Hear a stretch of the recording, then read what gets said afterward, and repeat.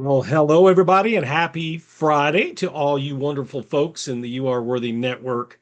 It's great to be with you again this afternoon. I want to take a second, and if you didn't catch our first interview today, I want to take a second to glorify God and to thank each one of you because it's not a small thing that when I launched this network 6 months ago yesterday, no idea what I was doing. And I know some of you are joking, like, you still don't know what you're doing, and that might be true. But when I launched it 6 months ago, I had no idea what God was going to do with it. And the other day, when we crossed over 8,000 members, I know who did that. So I want to give glory to God. And I also want to thank each one of you. I know different ones watch sporadically. It's understandable. We're a busy society. I understand some may have joined just because of the name. That's cool too. And I know some are fairly regular in watching the interviews, but I thank each one of you because it takes the whole community. So I just wanted to tell you heart to heart, I appreciate you. Praise God for what he's done. And hopefully he'll continue to grace our community because it is a community.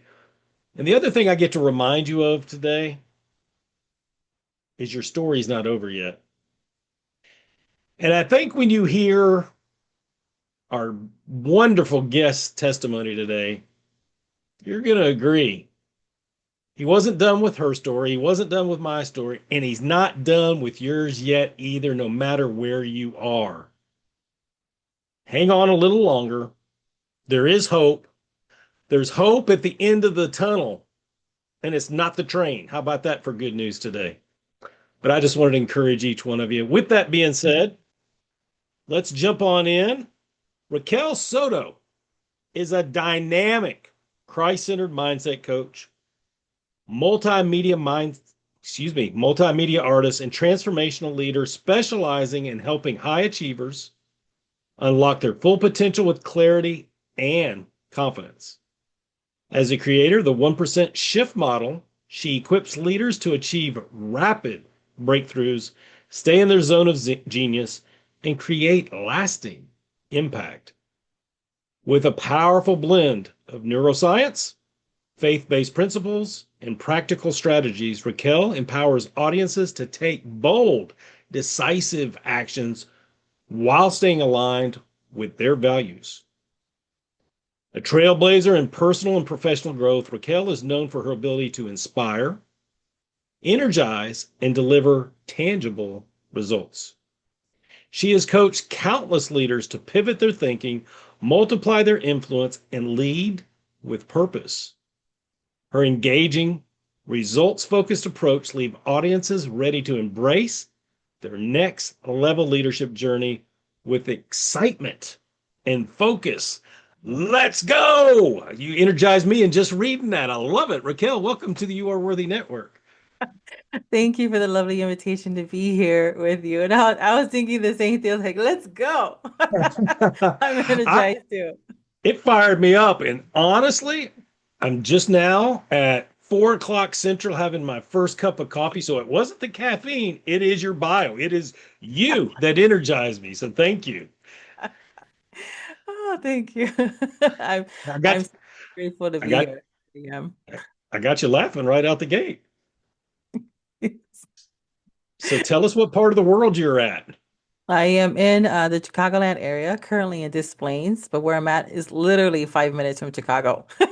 I lived up to like last June all my life. I'm 52 now, and so up to that point, I had lived in Chicago in the city. Really loved it. Probably gonna either stay in this area or because I really love it here now too, or move back into the city. There's really nowhere else I would rather be. You are definitely a Chicago-based gal, right? Through and through. Yes. Through and through. It's good. Is your family in close proximity to you? Yes, I have three children, 25, 22, and 17. They live with me. And I'm Puerto Rican, so it's just part of our culture, right? Everybody under the same TP. So everybody stays together, pretty much.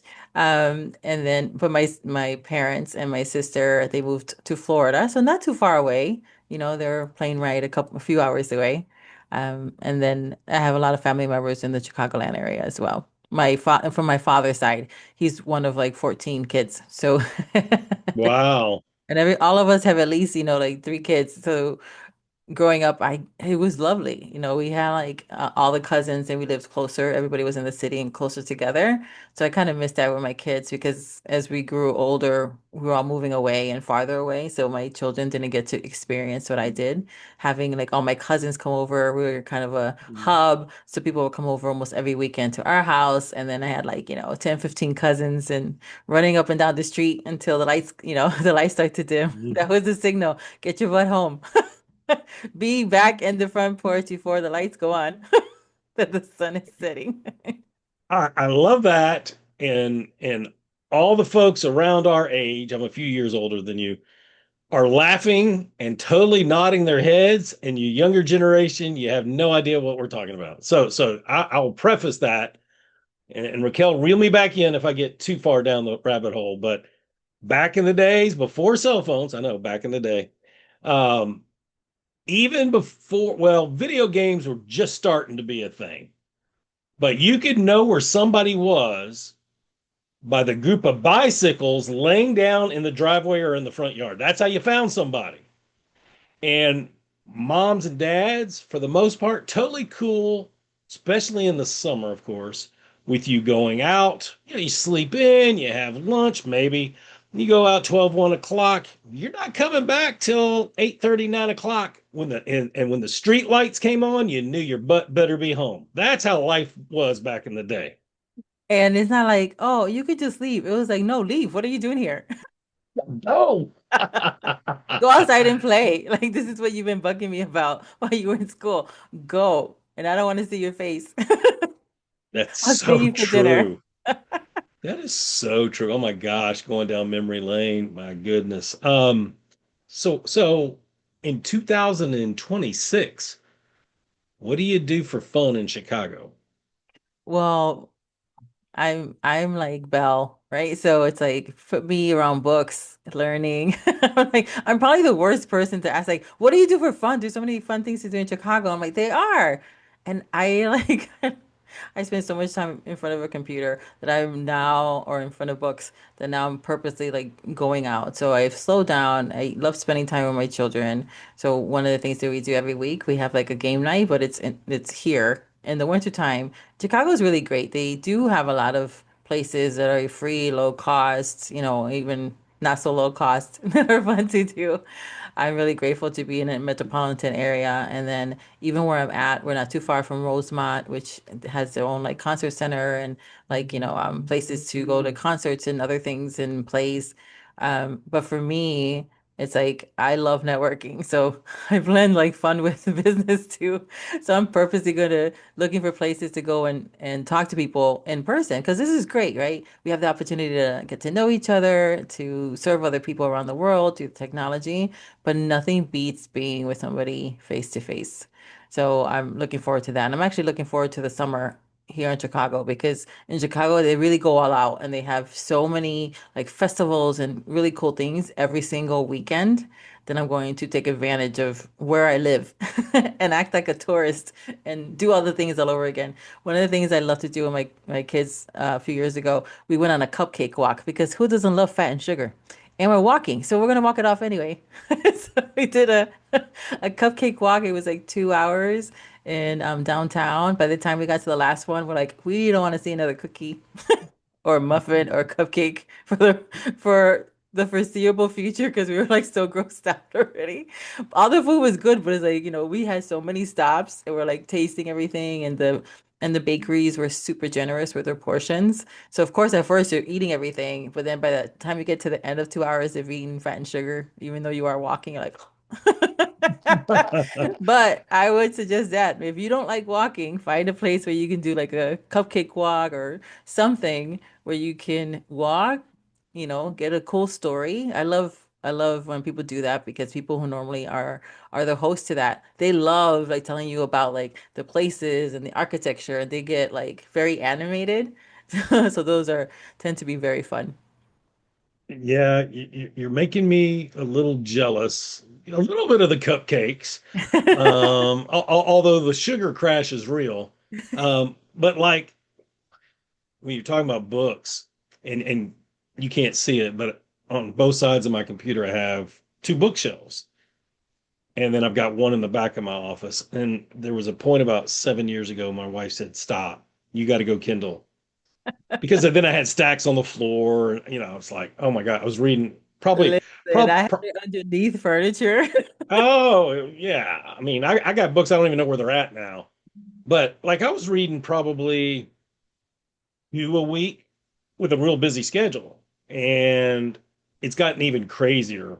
And I can look over here at I've cheated a little bit the last couple months. I've got like five hardbacks over there on a table, and I've barely cracked one of them open. And I was like, I miss reading.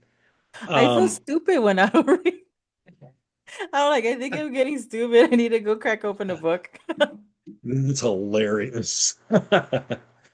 Oh my goodness. I was going to, well, I am going to take you back in time, but I'm changing directions. I'm following the spirit's prompting. So our subtitle inside our group is, and I think I alluded to it at the beginning, is your story's not over yet. And I definitely want to get to all the people you're serving and how, because it's amazing what you're doing. But I know, and I don't know the whole story, so I'm looking forward to hearing it. But I know there was a time in your life that was trying, to say the least. And on the other side of that, however long that season was, you learned that God was far from being done with your story. Oh yeah. And that's why I've created this group is I could talk to you all day long about all your successes, and we'll get to that because I do want to highlight that. But somebody that joins this group is looking for a shot of hope. They're looking for something to sustain them a little longer in a dry season. And so I know what you're about to share with us is going to provide that and more. So tell us a little bit more of your story and what you've overcome and how God's worked. Yeah, it's actually I started to share it more in the last year or so. And it was that I had gotten to the point where four different times I tried to take my life. And it wasn't like I was thinking about it and I had suicidal ideations. I was in the process of doing it because I'm a finisher. And it was the fourth time when I attempted and God supernaturally stopped me again. And I was like crying and I was actually heading to work. The plan was to jump, but I was a thoughtful jumper. So I was like, where am I going to jump off where I'm not going to hit somebody else? I laugh about it now. It wasn't so funny back then. So I had figured out in Chicago, I worked in the Aon building, which is one of the tallest buildings in downtown. And I figured out I was on the way to work and I was remembering the schematics of the building. And I was like, how do I get to the roof?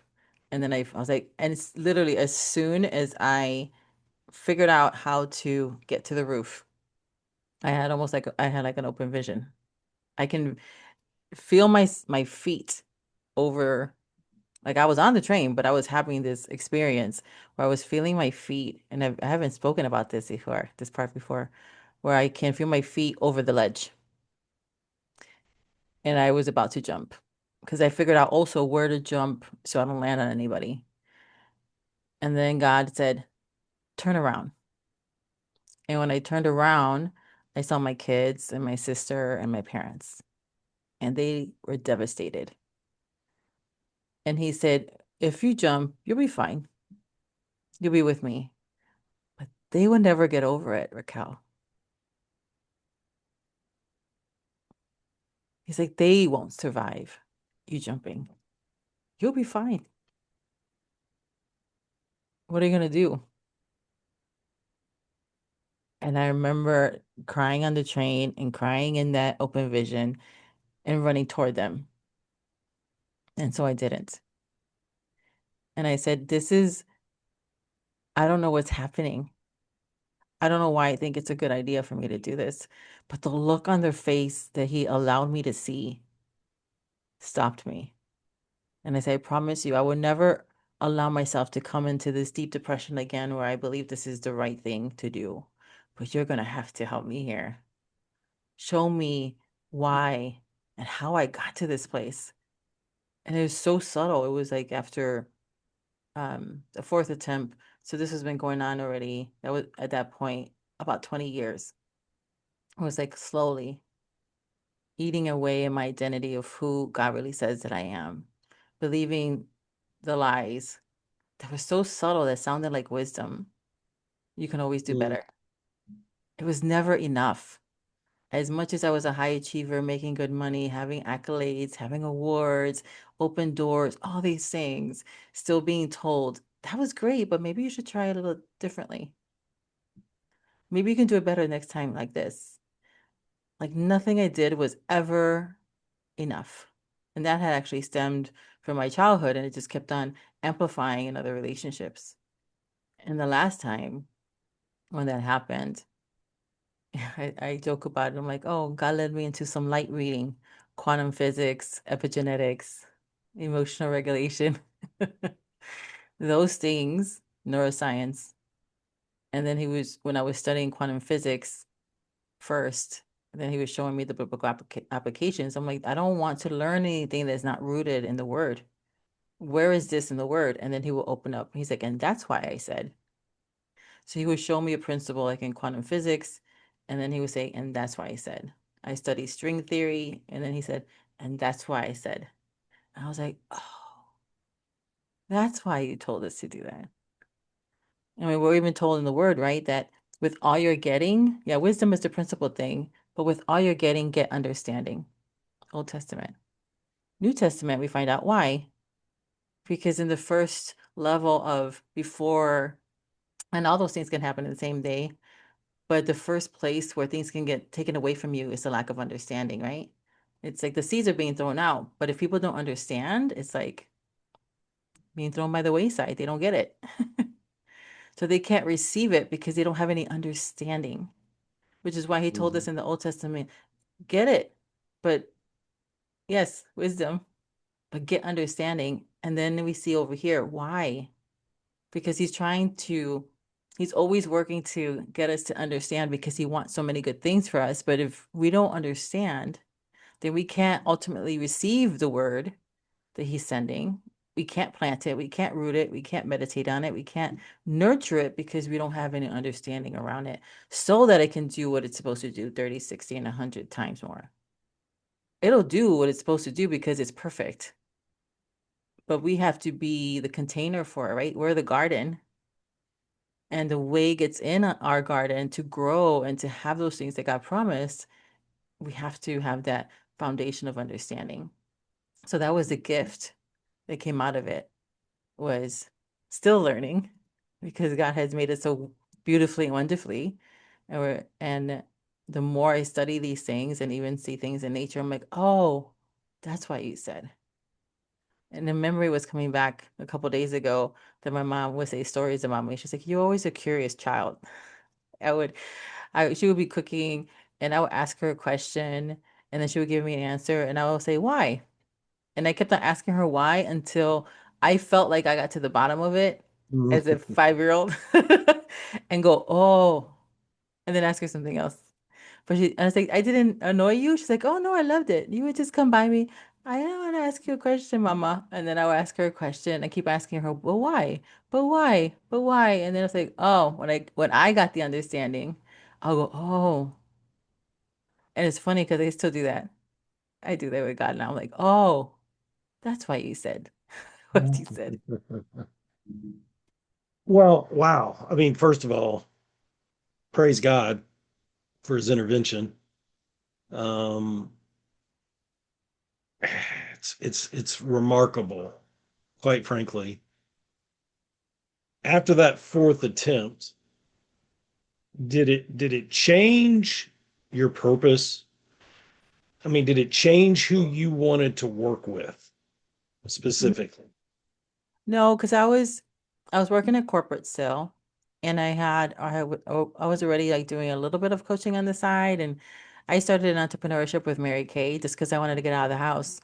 My my oldest daughter, Angela, she's about 6 months old, and I was like working full time, and then married, and then doing the wife things when I came home, and then taking care of the baby, and it's just like really lost myself in the doing. And I was like, I need to get out of the house. And a friend of mine was doing a spa party at her house. She had a professional esthetician come in, a professional masseuse who happened to be a masseuse for like the Chicago Bears. And she's like, we're gonna have like, skincare and blah, blah, it's gonna be fun. It's just a girls' night. So she had like, I don't know, 30, 50 women over there waiting for my turn to get my nails done and my turn to get a nice massage. And I'm like, I need to get out of the house. She's like, Raquel, the baby's like 6 months. Come and have some fun. I'm like, okay. So then I went over there to have some fun, but waiting, I would look at the women and they were playing with the makeup and I'm like, oh my gosh, no. So I was like, do you mind if I play with your face? And they're like, no, go ahead. So I was like, okay, we watch your stuff for the skincare. And I'm like, don't get scared of the colors. I didn't know anything about color theory, but apparently like my brain was picking up on colors. So then I would put everything on them and they're like, I don't normally wear that color. I'm like, yeah, but let's just play with right. We're just playing here. So turns out at the end of the night, to everybody I was saying to, do you mind if I play with your face? And said yes. Every single one of those women bought everything I gave them. Women who never wore makeup, none of like the full stuff either. They only wore lipstick, and if they did, they wore the wrong color. I'm like, that's you don't have melanin. You cannot wear that color. You look like you're 1,000 years old. Let's try this other one. They bought everything, and at the end of that, my friend was like, Raquel, have you ever sold before? I'm like, what are you talking about? I was like, I wasn't selling. I was just, playing with the makeup. And she goes, everybody bought everything. I would have made $600 in those 2 hours. But now they were her $600. And I'm like, wait a minute. And that's how he started American. I think there's a model here that I like, this business model. Somebody else's. I need my own affiliate. Yes. Wow. So okay, so you're doing Mary Kay, you're doing a hmm little bit of coaching. hmm Um, I did a little bit d of everything, right? So it was just like I did Mary Kay, and then I built that up. I got sick. Well, I wasn't sick. It turned out that my body did not let me know that I was pregnant with my second child for like 4 or 5 months. I just thought that my husband at the time was real sick, and I was rebooting his immune system. We were doing vegan. I was like, okay, I'll put you on a vegan diet, some vegetarian. I'll do it with you because it's just easier, right? One set of food. And so we were Mhm. doing that for a few months. And I guess I was pregnant, but my body didn't tell me I was pregnant for like 4 or 5 months, which is Mm, very unusual. And yeah. the only symptom was, but I thought it was because I was doing vegan food, was I could not stand this scent of meat. But I thought it was because I was doing vegan food. So I'm like, logically, I'm only not liking the smell of meat. Literally, I was like, I couldn't because I was doing the vegan food. No, I was pregnant. I didn't know it for with Alexander. I thought I had a tumor because I got real thin and lean, and then like in the middle, it looked like a upside down, like a football. And I thought I had a tumor. And my husband was like, "You need to go to the doctor because you're tired." But I know that I read people get tired from switching systems like that. So I just figured, yeah, that makes sense. I'm doing more vegan food, my body's just getting used to it eventually, right? Hmm. I thought I had a tumor then. I was like, I don't want to go to the doctor tell me I had a tumor. And they're like, no, no, Mrs. Soto, you don't have a tumor. That's a baby. And I was like, I've never been so glad to be told. And Oh he's, my goodness. he's an amazing young man. What a gift from God. Wow, what a gift. Yeah, that's awesome. So was there something that happened at corporate that made you jump dramatically, or was it more a slow transition? Both. So after the Mm, experience with, the fourth attempt, and I started to study quantum physics first, because that's where I was led to. Then I was like, oh, people need to know this. So it's like my natural thing, right? Like with the Mary Kay, this is what you need to know. And he's like, well, just make a program. And so I called it Quantum Creating, and it was a 12-week program. And so I sold that and it was live and I really enjoyed it because the best way for us to remember things is to learn and teach as fast as possible, right? The speed of that is how things become sticky for you. And I already knew, like instinctively, I don't have to be like 10 steps in front of somebody. I can just show them what I learned and I started to implement and I already saw results. So then I was playing the game, what did Raquel manifest this week based on the principles? But even back then, I was saying this was the quantum physics, but I was at that time also still bringing in biblical principles. And so I did that. And so I had like, clients for that, still working a lot of hours at corporate. I was, I had headquarters, but then I also helped to oversee 40 other offices around the world. So it was like almost like, 24/7 doing that. And then in March of 2019, God and I were having a conversation. And it was just very clear. He's like, I want you to quit. And 4th of July is your Independence Day, and you're going to quit in 3 months. Because it was like the end of March, beginning of April. And I was like, you've got mail, Jesus. I have I have the house. I'm the breadwinner. I have three we have three, I have you gave me three kids. You have to help me to support. And now you want me to leave this job that's paying me very well. Mm. Wow. I don't know if I'm hearing you right or it's ego or something else because I enjoyed the physical work of it, but the harvest of it, it was the whole situation was stressful. So then I had like when my hair was falling, I had gotten really really thin and people were like, "Oh, you look great." I look back at those pictures. I look like a crackhead. I look younger now than I did like 15 years ago. Mm. So it was like people were telling me I was fine and I wasn't fine. I had from the stress, it had activated type 2 diabetes. It wasn't from my weight because I was thin. It wasn't from the foods I was eating, it was stress. And Hmm. so all these things in the back that people didn't realize were happening, just like when I was, suicidal and they didn't recognize it either, because that's what people like us do, our strong ones. We don't want to put burdens on someone else. So we're not sharing the burdens the way we're supposed to in community. And so here I was, I was like, well, you want me to go? Fine. But I need this amount of money to prove that I can hear you well enough and that we can do this together. I didn't feel like I can just jump at the time. Plus, he gave me a leeway. He told me 3 months. So I was like, okay, fine. Well, in this 3 months, I want this. And There sometimes you people go. don't think that you can negotiate with God, but you totally can negotiate with him. Like, I'll do what you ask, but I need this to feel safe. So That's Gideon, right?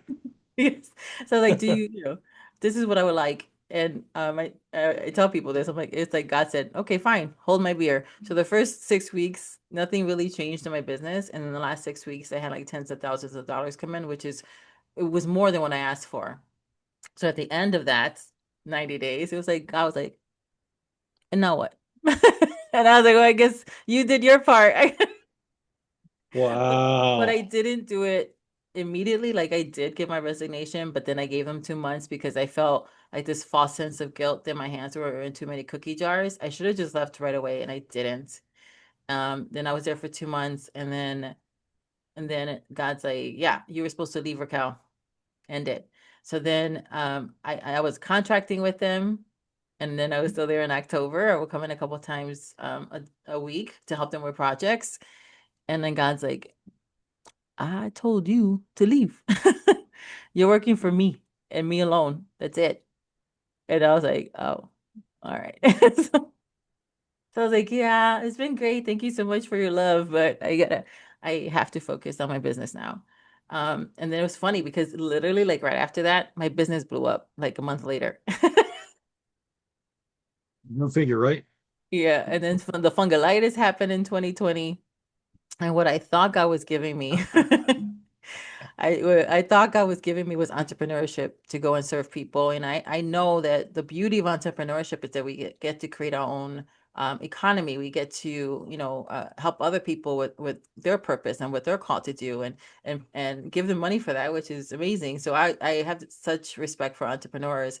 I understand the beauty of it and the honor of it. But what God was actually restoring was my mental health, my physical health, my relationship with my children, where I couldn't show up as the mother I wanted to be because I would be with them but not present. And Hmm. even earlier, a couple of weeks ago, my daughter was like, "You're slipping." You're starting to do things you did before when you were incorporating, working too much again. And I was like, that was so convicting because God had already been telling me, you're doing too much. You need to rest and release. So when she said that, I was like, oh, thank you for for correcting me. Yeah. God had already been telling me I needed to do things. That she's like, I'm recognizing you're falling into, right, that old, very, even though it was a long time ago and I had really stopped doing a lot of that kind of craziness, it was still starting to seep back in because getting excited over everything I'm doing and the people I'm serving, and I want to do more of it. And I was like, yeah, you can do more by doing less. And I was like, what do you mean? And I'm like, yeah, let me create some systems, let me do some things, but I still wasn't releasing things. And then when my daughter was like, yeah, I don't want you to go back to that. I'm seeing what you're doing. And I was like, oh, that's why he said. I'm not always the sharpest tool in the shed. I was just like, yeah, it's one of those things. I'll get to it. I'll get to it. I'll get to it. And then you're like, oh, wait, I haven't gotten to it. I'm sorry, God. I see what you're doing here. You're saving me from my ambitious self. He will do that. He will definitely do that. So inquiring minds want to know what exactly is the 1% shift? I got to call it the right thing to help me out. Shift model. Yes. God has shown me that before. It's 1% or less of your day. So it's doing the least amount that you need to do because you want to create momentum. A lot of people think that creating a habit, you do something every single day for 21 days. Neurologically, that's not true. It actually just creates momentum. So people think, I want to create a new habit, and they do it for 21 days. Day 22, it breaks. It's because it doesn't actually create a habit and creates momentum. And for most people, it takes at least 62, it's like a weird number, 62 and three-fourths of a day to start getting those deeper neural pathways to make it a habit. But it hasn't become then a lifestyle change, which is different because something can then become a habit. So now you start doing it. But for it to be a lifestyle change, it needs at least a season, which is 90 days. But depending on how deep those networks were in your brain, it can be 180 days. It can be a whole year before it becomes a lifestyle change. So understanding those things is like, okay, what can we do? Work backwards. And this conversation, this is the fourth time this week this is coming up. Guys, like say, are y'all paying attention? We all have like these big dreams, and sometimes we don't start them. We feel very overwhelmed, and we have anxiety and worry and fear and doubt over that because it feels so big. And we're not responsible for that. We're responsible for the baby step. And God, this is the fourth time, literally. I just talked about this at another live podcast earlier today because it came up and somebody else was talking about it earlier that week too. And it was the subject of the TV show on Monday. It's like, how do you make the strategies work? One of them is that 1% model. Is what is this? What is the tiniest thing that you can do in order to move that forward? It's going to be less than 15 minutes. So 1% is 1% or less of your day. 1%, for those of you who like to crunch the numbers, is 14 minutes, 40 seconds. Wow. Exactly. So when you start, you kind of go into momentum, right? What if it's inertia? Get going and then you can keep going. But if all you can do is 1%, that's great. Good. Instead of chastising yourself and judging yourself, you can just like, I can do this 1%. Because what feels you want to find language that feels like peace in your body. It's like, okay, so that way there's no resistance. What feels better? 15 minutes or 1%? 1%, you hear your brain feels like, oh, I know out of percentages, there's 100%, and I only have to do 1%. I don't have to do 100%. 1% sounds freer to the brain than 15 minutes. Because then your brain's like, that's gonna take 15 minutes, and where am I gonna find 15 minutes? And I have to do this, and I have to dress the dog, undress the dog, take it out for a walk, pick up the kids, do the breakfast, put the breakfast away, clean the kitchen. Where am I gonna do those 15 minutes? You can totally True. spin out. But if you're like, oh, this is only 1% of my day, I can do 1%. It feels doable. And so you trying to find the language that feels doable to encourage you, and then you just like, oh, this is only, then you talk to yourself, you parent yourself. This is only 1%. It's not a big deal. 1% is And it's not even 15 minutes, it's 14. 14 minutes, 40 seconds. Yeah. I love that. And then I think it was Atomic Habits that talked about if you improve just 1% a day, of course, by the end of the year, you've almost grown 400%, 365%. Well, it was funny because I thought I was so clever. Then God and I were so clever when he gave me that idea. That was there. I read that later, and I was like, oh. And then a client of mine, she is certified with Zig Ziglar. She even like went to his birthday party and stuff. And that was actually something that he taught. You just become 1% better than the previous day. So there is a lot of language around the 1%, but nobody makes it tangible. How do you get that 1%? So I don't know anybody else who said that. So it's like it sounds good, right? All you have to do is increase yourself, better yourself 1% every single day. But what does that 1% actually mean?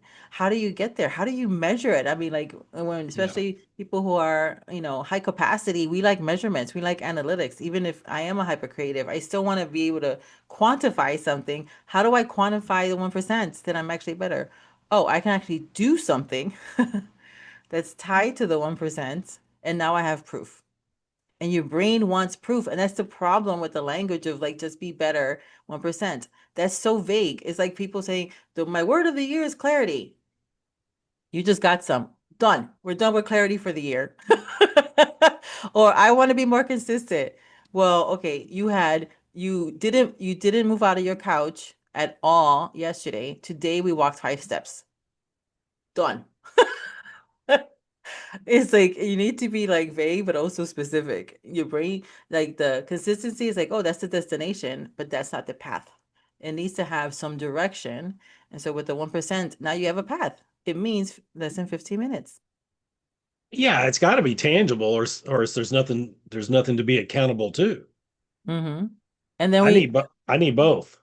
Yes, we all need both. And what happens is that then people will turn that language against themselves, be the worst critic, and like, see, I can't do it. I'm so lazy. I'm procrastinating. No, you have belief systems and patterns that have been empowered, but the good news is that they can easily be undone. But it's all language. If you're saying you're procrastinating, your brain's like, oh, is that who we are? Oh, look at that. Squirrel. Doesn't that look good? Let's, doom scroll some more. Let's go read a book instead of doing that 15 minutes. I have friends who are readers and they're like, I never watch TV and I'm not that much on social. I'm like, girl, you have been reading smut books for like the last 5 hours. That is not any better. Your fantasy books, reading that for 5 hours, and you haven't done the other things. So you're not any better because you're reading. And not That's being on social true. and TV. That's true. And then there's the power of the even those statements. Even though I'm not as consistent as I want to be, I'm growing 1% every day, and I'm going to be a whole different person next year. Or you can even chop it up. I'll have grown by tomorrow, next month, next week, whatever you want to fill in. See, the even though doesn't deny the past. hmm I've struggled with consistency even though I struggle with inconsistency in the past, I'm a new person and making better decisions today, and I'm going by 1% every day. So it doesn't deny who you were, Right. but it doesn't camp there either. There's hope in the hmm current, and there's better results in the future. Yeah, it totally shuts up your brain because your brain's been like, liar, liar. No, you're not. And then it'll start offering you some thoughts to the contrary because it doesn't want to create these new systems. So you're like, oh yeah, even though I did this, that's not who I am anymore. That's not who I'm choosing to be right now. And I did my 1%. That means by the time this day tomorrow, I'm technically and physically a new person. Right. 'Cause I did it. Good for me. Where's my gold star? Where's my cupcake? It's just not that every time. You've got so many incredible irons in the fire. Um, I I want to talk about a new one. What's going on with you that's like fresh out of the grill? I mean, fresh out of that fire right now that you are lit up to talk about and it's helping other people too? Oh my gosh. First of all, I want to encourage those who are still listening or watching this on replay. I love humans and they're so wise, but God knows what's best. And the way I run my business is in the exact opposite of advice that you would get. People will tell you, well, you have an idea and you're on fire for it. Or maybe you're not so on fire for it, but it just keeps on bugging you that you need to go do this. And the world would say, well, go Yeah. find to see if it's even viable. That's not how we do things in kingdom. That's not the point. If you're getting the idea, it's because somebody needs it. You're an answer to prayer. Mm, And what you've been given, even if the market says there's no market for it, nobody's going to buy it, you have been chosen from the creator that's of all good and perfect things to steward that thing, not about like, is it viable? So I wanted to encourage you because that's how I run my business. And people are just like, you're supposed to also, once you have it, you don't tell anybody, you start telling them about it. So that way, when you launch it, then you have all these things. It doesn't work for me. And that's not the way God has. I'm not saying there isn't any wisdom in that. I'm just saying that if you work a little differently, it's okay. And if you work the other way, it's okay. But you still have to be in alignment with who God created you to be and your relationship and how you're getting your ideas. So I was getting this idea last year, and it was just like a word, and something that just happens, like a word floats, like radio. And I was like, okay, I don't know what that means. And I'll just keep on mulling it over. Maybe I'm gonna have a radio show or talk to somebody from a radio station. But there was like no definite thing what I was gonna do. And then I wasn't listening, and God told me to rest last year, and I didn't for like 3 weeks. And then it was just like, I'll make you lay down. And then I had, the fungolitis that was going around, and I couldn't get out of the bed for 2 weeks. And then for the other 2 weeks, I could barely move. And the last week, I had actually lost my voice. So in this, recovery stage, I'm going for what I call second Christmas because it was East Orthodox Christmas. I'm going to a friend's party to celebrate, and the idea comes in. You're going to do a radio station, and it's going to be three different pillars, and this is what you're going to do, and it's going to be a Christian, not a faith-based, but because that's different. Um, it's going to be specifically Christian, and I want you to launch it this month. And I was like, and usually I fuss with God because I'm like, don't you have any other kids? Like, I'm already working on the projects. I don't want to add something else on. And then I always do it anyway. But this time I was like so out of it. I was like, okay, fine. That's fine. And then the next day when I'm back to myself a little bit more, I was like, wait, what did I agree to? yeah. What are we doing? And when? So I was talking to a friend, and then she's like, I go, I feel like it's supposed to happen this month. She's like, well, what date? And God's like, yeah, what date? And I was like, I guess I have to pick a date. In 2 weeks, January 26th. I don't know what I'm doing. My whole life is like, I don't know what I'm doing, but I'll just learn on the way. That's how I got all my jobs. They were just like, I like you.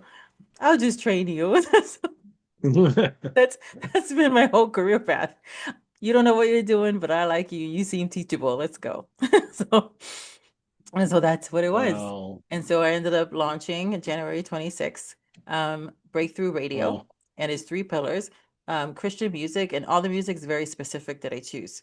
It's only a lot of Christian music is not actually biblical because it takes you back to like the Old Testament. It's actually very disempowering. It's not really telling you who you are in Christ. It's really empowering who you are before Christ, before the finished work of the cross. So I'm very purposeful of the music that goes on there. It's either things that I've written so I know, or songs that I look at the lyrics and I'm like, okay, this still has the undercurrent of biblical principles to empower, to get you motivated. And then talk. So there are people who have podcasts or TV shows, and they're repurposing them and amplifying it in a radio format. So I help them with that. And then stories. So I'm an author. I can't remember how many books I've authored or co-authored, probably over 10 right now. There's a few coming out this year too. For the end of this year, it'll be like 15. And so what some of my friends who are publishers are going to do is that we're going to repurpose some of the audiobooks that they did in radio format, so that way we can get the people's stories out, right? So we have that as well. I'm working with a few publishers and a few authors who would like to have excerpts of their books out there, so that way people can get to know them and be able to hear it in a different format. And you and I were talking about the stats, right? Because even though I'm hyper creative and I can get lost in the creating, all of a sudden, like my left brain takes over and it's like, but is it really working? I was like, what is it actually happening? Even though I know we're in the baby stages, obviously. And then I looked a couple of days ago and it said, oh, your average listener stays 20 minutes, which doesn't sound like a lot. I'm like, okay, what does that mean though? Like if I tell you that, you're like, wah, wah, So I was like, okay, compared to YouTube, what is the average for YouTube? So the average for YouTube is about 2, 3 minutes. The average for podcast is 5 to 10. So in the baby stages, already the radio stations are having the average listeners stay for 20 minutes. And then I checked it last night again because I'm like, well, this is getting fun. Let me look again. But like I can't stay here because I can't do things for analytics. I just have to do things as I'm being Yeah. right led to do. But it went up. It went up from 20 minutes to 29 minutes. And so now it's February 6th. Right. So people are staying and what I'm doing, I think they're really coming and sticking around because I have one of the things I see that believers wanted was to have a Bible reading plan. And I'm a big proponent of first you start in the New Testament, you need to go into Old, but stay in the New, you don't even know who you are or what you got. Get that over and over again, and then you can see Right. things. At least like that's how my brain works. So the first, I was like, that's what we're doing right now. We started obviously in Matthew, we're currently in Luke, and so it's 5 chapters a day. And it was like that thing, the question of like, God, God will ask you a question. And for me, if it sounds like fun, that's how you get me to do it faster. So it's like I was reading the word and I was in the New Testament reading something. And he said, I how long would it take you to read the whole New Testament? Because I've been wanting to do that, but I haven't started it. And I was like, I don't know. He's like, well, what happens if you read 5 chapters a day? And so I started doing calculations. I'm like, oh, that only takes 7.5 weeks. He's like, oh, maybe you should put that on the radio. I was like, oh, okay, that's a good idea. So that's how that happened. And people are starting to come to me and they're like, that's a great idea. And then I created a widget that goes with that on the website that you just pick what time of day you want to listen in, and then you can put on your calendar to give you the notification that, pause and take your soul break and let's reset together by listening to the word together, the next 5 chapters. So I think that's why it's like people are sticking around because they're listening to that and then they like Yeah. listen to the music. But it's every single Yeah. day. Yeah, that's amazing. My encouragement to you is to only check the analytics once a week. No, that's incredible. It makes you wonder, is TV next? But tell folks where they can find you on radio and also where they can find you on your other social media platforms. Yep. Everything, including the radio station, is at yourgpsforsuccess.net. And when you go there, you'll see the widget for the Breakthrough Radio. You can click on it, and it'll take you right to that specific page where you can also sign up for notifications and put it on your calendar. If that's what you want to do, you can listen to Breakthrough Radio on the browser or on the Live 365 app, and then you just look for the station. That is so cool. And we'll have that in the show notes for you to click on that link directly in the show notes. That's awesome. I love the work you're doing. I love the diversity of work you're doing. I love your obedience to God. Uh, even more than the work itself that you're doing, I love your heart for Him and for His people. And it really does. It comes shining through the way you serve. And I will tell you for anybody listening. Raquel and I got to know each other, I don't know, maybe 2, 3 weeks ago. And as we were getting to know each other, I can tell you not only does she care, but she's also very wise as a businesswoman and just even had a couple pointers for me during that short period of time that were very, very helpful. So uh, find her, see what God is doing through her. If she can help, let her help. If not, be encouraged by her radio show and the other things she's doing. Give our viewers one last shout out of encouragement they can take with them as they go into their evening tonight. Nothing has gone wrong. There's nothing wrong. Mm, So when you're thinking all these negative thoughts, that's just your beautiful brain offering you a thought of the things that you have already been ruminating the last 45 to 60 days. That's all it is. This is why God tells us to capture the thoughts and make them obedient to Christ because it's just an offer. That's all it is. And then for those of us who are control freaks, they're like, oh, that means I can take control. Yes. Now you can get to control. And that's really where your emotions are coming from. That's where the actions are coming from. So if you would just do what the master said and to renew your mind every single day, just a little bit, again, just a little bit, 1%, you'll see that those thoughts start to become organically obedient to the good things. Because if it does, it's when you're taking a thought, right? And if it's not passing the Philippians test, the first one that says, think on these things, the things that are true, and then it keeps on going. Most don't pass the truth test. So if you're having a thought and it's negative, just you're a scientist. Just go back and look at it like, oh, where did that come from? And like, is it true? Probably not. Might feel true to you, and that's okay. That's a different thing. But it's like, oh, is it true? And is this something that I want to continue to have in my life? And if not, great. Awareness, those triggers, it's a grace point. It's just letting you know it's time for you to examine this and change it because God is giving you the autonomy to do it. So there's nothing wrong when you're thinking all these negative thoughts, when you're having imposter syndrome, when you're saying all these negative things about yourself. It's just your beautiful brain doing what God created it to do to help you stay within your belief systems. So you get to choose and just choose moment to moment. That's it. You're only responsible for that moment, for that now. So you are beautifully and wonderfully made. You just don't understand how it works. And now you have a little inkling. And now you have something that you can do with it. Go and daydream 15 minutes, that 1%. If this was true and it is about you, this good thing, this dream that God gave you or whatever it is you're working on, how would it look like? Because your brain doesn't know the difference between your daydreaming and doing. So go and do it. That's also an activity. Go play. that is gold. I had a business coach that said that to me one time. She said, there's nothing wrong. You're right where you're supposed to be.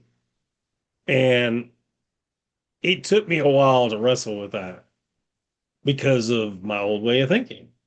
And you even alluded to it earlier about the container that's being poured into. And she said to me, she said, well, she said, Isaiah 43 says that he's doing a new thing.